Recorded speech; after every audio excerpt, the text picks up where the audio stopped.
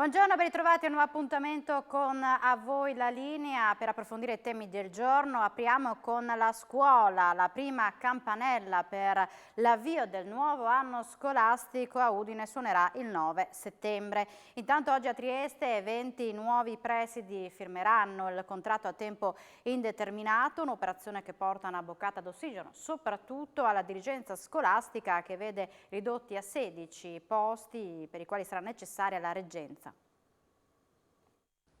In arrivo 20 nuovi dirigenti scolastici in Friuli Venezia Giulia. Al momento rimangono scoperte ancora 16 posizioni in tutta la regione. Ma vediamo quella che è la situazione con il presidente dell'Associazione dei Presidi di Udine, Paolo De Nardo. A Udine in sostanza rimangono 9 le posizioni scoperte, per le quali si deciderà domani qualcosa. Sì, domani in realtà è il termine entro il quale i dirigenti scolastici possono inviare la domanda per vedersi assegnata una reggenza e successivamente entro la settimana, nel giro di qualche giorno, avremo l'assegnazione delle reggenze ai dirigenti. Senta, approfittiamo del fatto di averla con noi per parlare della situazione in generale della scuola, come si presenta il prossimo anno scolastico che ormai è alle porte. Allora, dal punto di vista dei dirigenti abbiamo avuto questa bella novità di avere più dirigenti assegnati rispetto a quanto noi immaginavamo. I 20 colleghi e colleghe che oggi prenderanno servizio sono veramente una boccata d'ossigeno, quindi in questo senso è un anno che si apre sotto dei buoni auspici. Dal punto di vista della gestione dell'emergenza sanitaria, che è quella che ci ha un po' condizionato negli ultimi 3 anni, le misure che attualmente attueremo sono delle misure, come dire, ordinarie,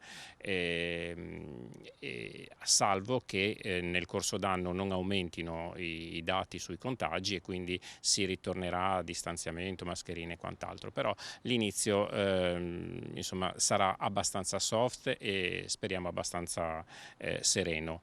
Rientreranno in servizio anche tutti i docenti che erano stati destinati ad altre mansioni perché decade l'obbligo vaccinale, per cui insomma tutta una serie di misure che un po' hanno condizionato l'anno scorso, quest'anno non ci saranno e quindi speriamo di iniziare un pochino più serenamente.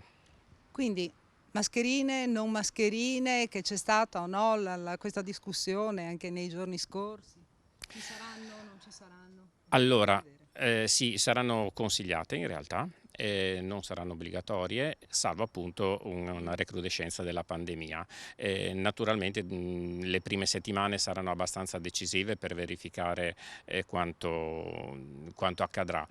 C'è un ulteriore aspetto sul quale forse bisognerà ragionare nei prossimi mesi, che è quello di incentivare la vaccinazione per i ragazzi più grandi, sto parlando ovviamente quelli della secondaria di secondo grado. Senta, quindi per quanto riguarda anche coperture di posti, lei mi ha detto che rientrano anche i docenti e rientra anche tutto il personale che non si era vaccinato. Ma per l'assegnazione delle cattedre, a che punto sono le scuole in questo momento? Allora, in queste ore stiamo verificando, abbiamo proprio ricevuto oggi dall'ufficio scolastico regionale la richiesta di verifica dei posti da assegnare e contiamo che la gran parte dei docenti sia in cattedra all'inizio delle lezioni, chiaramente non tutti perché sappiamo che i meccanismi sono ancora piuttosto contorti. A questo riguardo, come Associazione Nazionale Presidi, da tempo proponiamo di adottare altre soluzioni per l'individuazione dei docenti supplenti. E secondo noi la strada dovrebbe comunque essere quella di una maggiore responsabilizzazione delle scuole nell'ottica dell'autonomia scolastica compiuta. Quindi rimaniamo in attesa dello squillo della prima campanella per il nuovo anno scolastico. Sì, e che sia un buon anno per tutti quanti, finalmente un anno sempre in presenza e veramente che sia un anno bello per tutti i nostri ragazzi e ragazze e per i nostri insegnanti. E quando squillerà la prima? Squillerà secondo il calendario regionale il 12 di settembre e poi però ogni scuola ha potuto adattare il calendario. Bene, ringraziamo il presidente dell'Associazione Nazionale Presidi di Udine, Paolo De Nardo, e restituisco la linea allo studio. Siamo alla politica, le 20 di questa sera chiuderanno i termini per presentare le liste appunto per le elezioni politiche del 25 settembre. Non ci sono novità sui nomi, aumenta però il numero dei partiti che si presenterà. Allora andiamo con Andrea Pierini all'esterno del Tribunale di Trieste per capire come procede la situazione. Buongiorno dall'esterno del Tribunale di Trieste, all'interno, negli uffici della Corte d'Appello. Al primo piano i vari partiti politici stanno consegnando gli elenchi dei candidati alle elezioni politiche che si terranno il 25 settembre. Non ci sono ovviamente sorprese, i nomi più o meno erano già stati resi noti, tanti partiti che si presenteranno a questa tornata elettorale. Per il centrodestra, la coalizione composta da Fratelli d'Italia, Lega Nord, Forza Italia, Noi Moderati, centrosinistra invece il Partito Democratico, Verdi e Sinistra, Impegno Civico, poi c'è il terzo polo con Azione Italia Viva, il Movimento 5 Stelle, Vita, Italia Sovrana Popolare, Unione Popolare, Partito Pensiero Azione, i Gilet Arancioni, Noi di Centro, il Movimento di Clemente Mastella e infine Forza Nuova. Questi al momento i partiti che abbiamo intercettato. Come detto, Forza Italia ha consegnato la lista questa mattina, Franco Dalmas, capolista al plurinominale del Senato, Sandra Savino alla Camera. Per quanto riguarda Fratelli d'Italia abbiamo solo i nomi della Camera perché il segretario provinciale di Trieste, l'avvocato Claudio Giacomelli, per scaramanzia ha detto consegno quelli del Senato e poi vi do i nomi. In realtà le sta consegnando proprio in questi momenti, quindi serve ancora un po' di suspense. Comunque Nicol Matteoni, Lo Perfido, Di Minutto e Garritani per quanto riguarda Fratelli d'Italia alla Camera. Noi Moderati c'è Enzo Bortolotti al plurinominale del Senato e alla Camera Maurizio Lupi seguito da Giulia Manzan. Come centrodestra i candidati all'uninominale invece sono già noti perché al Senato c'è Luca Ciriani di Fratelli d'Italia, alla Camera di Pordenone Vania Gava, alla Camera Udine Walter Rizzetto e alla Camera Trieste Gorizia Massimiliano Panizzut. Per quanto riguarda il centro-sinistra, anche qua i nomi sono stati resi noti, noi non abbiamo intercettato i rappresentanti che consegnavano le liste, però insomma Tatiana Roiz e Deborah Serracchiani, plurinominale rispettivamente Senato e Camera, e poi per quanto riguarda gli uninominali al Senato Onsel, poi Gloria Favretta alla Pordenone, Manuela Celotti a Udine e Caterina Conti a Trieste per quanto riguarda la Camera. Ha consegnato invece gli elenchi, o meglio li sta consegnando in questi momenti Azione Italia Viva con Nicola Turello, Antonella Grima e Francesco Brollo al plurinominale del Senato, e alla Camera invece Ettore Rosato, Isabella De Monte, Giovanni Fania e Antonella Paschetto. Per quanto riguarda gli uninominali, anche qua i nomi erano già noti, ci sono Giulia Castrinetto al Senato, poi Teresa Tassanvio a Pordenone, Sandra Teresca a Udine e Daniela Rossetti a Trieste. Stessa cosa il Movimento 5 Stelle che ha consegnato gli elenchi ieri addirittura con al Senato Stefano Patuanelli e alla Camera Luca Sut per quanto riguarda il plurinominale. Invece gli uninominali sono Stefano Patuanelli al Senato, Luca Sut a Pordenone, Cesidio Antidomi a Udine e Adriana Panzera a Trieste. Tutti gli aggiornamenti e l'elenco anche insomma di tutti i candidati che consegneranno le liste questa sera, anche se il termine è alle 20, voi sapete il nostro TG 19, quindi non sarà probabilmente un elenco definitivo,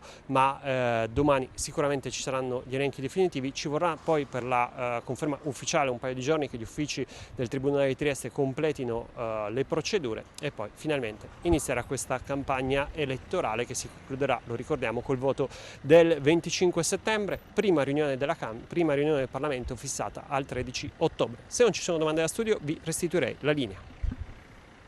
Grazie ad Andrea Pierini e ora andiamo a San Vito al Tagliamento, anzi da San Vito al Tagliamento al Parlamento Europeo di Strasburgo a piedi per sensibilizzare le istituzioni sul tema dell'autismo e dell'inclusione lavorativa. E questa è l'impresa che vede protagonista Valentino Gregoris, partito ieri dal Friuli, lo abbiamo sentito prima che iniziasse il suo cammino. Quasi 700 km in 23 giorni, questa è la meta del nuovo cammino di Valentino Gregoris, un cammino che fa ogni anno per sensibilizzare sul tema dell'autismo, incontrando anche le istituzioni. Quest'anno però ha scelto un percorso ancora più lungo. Quale sarà insomma la destinazione di quest'anno e il tragitto? Allora, quest'anno arriverò a Strasburgo, il Parlamento europeo mi sembra una meta significativa. ma come sempre non è tanto la meta arrivare, che è importante arrivarci vivi possibilmente, visto la lunghezza, ma è il tema, cioè quest'anno mi cerco di far pensare a chi è laggiù a Strasburgo che i nostri ragazzi hanno bisogno di un'integrazione e un'inclusione lavorativa, che se fin qualche anno fa era pura utopia, stiamo parlando del 2019-2018, con l'esempio che è stato fatto quest'anno con la Electrolux e con la Futura, c'è la possibilità di inclusione lavorativa dei nostri ragazzi, perché non è più utopistica, però è realtà. È realtà perché se un'azienda come la Electrolux si è messa in gioco e la Futura si è messa in gioco di assumere 6 persone nuove all'interno di un'azienda grossa, vuol dire che lo possiamo fare tutti. Certamente non tutti possono fare tutto, però qualcosa tutti possono fare. E voglio far solo capire a chi sta molto distante che qui da noi vogliamo soluzioni concrete. So che in Europa ci sono state delle linee guida, so che hanno dei dati precisi, però qua da noi c'è ancora molto lontano. Allora cerchiamo di avvicinare le distanze, quei 1700 km a piedi, cerco di avvicinare un po' quei 700 km, cerco di farli diventare 70 se fosse possibile. È utopia? Ci provo. Lo sappiamo insomma che lei con l'autismo convive tutti i giorni e sa che cosa significa, anche per questo vuole sensibilizzare sul tema. Certo, ok, parliamo dalla partenza in pratica. Io sono Valentino, papà di un ragazzo autistico che ha 20 anni, autismo che è una sindrome che si sta accogliendo in maniera forte, perché è un caso su 58 nuovi nati, quindi è forte questa patologia ed è importante affrontarla da subito. Io vorrei far dire che questi ragazzi, questi nuovi ragazzi, parlo di ragazzi dai 2 fino ai 10 anni, hanno una prospettiva rispetto ai nostri ragazzi molto migliore. Ci sono fatti passi avanti. Qua a Pordenone abbiamo la Fondazione Bambino Autismo, ci sono altre realtà anche in regione e si sta muovendo in maniera positiva questa cosa qua. Cerchiamo di aiutare questi ragazzi a includersi, perché io ho sentito una ragazza che aveva la sindrome di Down che darle un lavoro era dare una dignità. Lei ambiva andare a lavorare. Cioè restare a casa per 15 giorni perché non c'era il lavoro anche per lei, si è sentita un po' sminuita. Ecco, per i nostri ragazzi è la stessa cosa, diamo una dignità attuale per un dopo di noi attuale e dopo per il futuro lo facciamo insieme. Il mio cammino è un cammino di autismo senza confini, però un cammino per il futuro. Proprio vedo il futuro, lo vedo anche vicino. Se ci diamo la mano tutti. Ora raccontiamo brevemente insomma quale sarà il viaggio, insomma quali saranno i paesi, anche le nazioni che affronterà quest'anno, che attraverserà. Questi sono, a parte i nostri paesi italiani, che è appunto San Vito la partenza, ci sarà Montereale Valsellina, ci sarà Cloud, ci sarà Longarone, Pieve di Cadore, Cortina, San Martino in Badia, Vipite e Bressanone e Vipiteno, poi i paesi austriaci e i paesi che non pronuncio perché non so il tedesco, e i paesi germanici. Poi quando sarò a distanza presumibilmente di 100 km da arrivare a Strasburgo mi sposterò col camper e andrò a trovare il nostro paese gemellato Rexheim, che mi ospita molto volentieri. Ho sentito l'assessore durante la presentazione, ho piacere abbracciarlo. E da Rexheim mi sposterò a Colmar e altri 2 paesi con pronunce particolari fino ad arrivare a Strasburgo. So che c'è parecchio entusiasmo in Alsazia per questo cammino e a me fa molto piacere. Rientro previsto? Io dovrei essere il 12 a Strasburgo, il 13 ho l'incontro al Parlamento Europeo, che il cammino è all'alto patrocinio del Parlamento Europeo, che ci tenevo e mi fa piacere che mi abbiano concesso il patrocinio. Il 13 appunto all'incontro, penso che per il 15-16 dovrei rientrare a San Vito. Siamo in chiusura, ma l'informazione ritornerà in diretta alle 16:30. Grazie per l'attenzione e buona giornata.